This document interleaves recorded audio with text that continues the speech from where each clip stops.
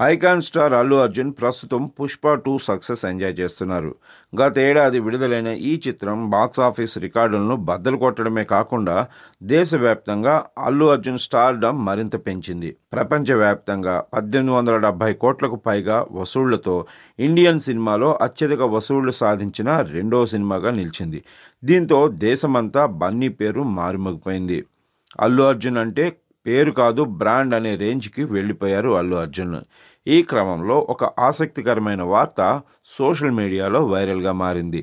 పలు నివేదికల ప్రకారం అల్లు అర్జున్ తన పేరును మార్చుకోబోతున్నట్లు ఒక ప్రచారం జరుగుతుంది.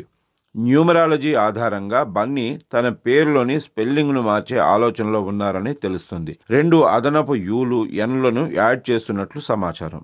అయితే దీనికి సంబంధించి అల్లు అర్జున్ లేదా అతడి టీం నుంచి ఎలాంటి అధికారిక సమాచారం రాలేదు. ఇదిలా ఉంటే బన్నీ అప్కమింగ్ ప్రాజెక్ట్ రోజు రోజుకు ఫ్యాన్స్లో క్యూరియాసిటీ పెరిగిపోతుంది.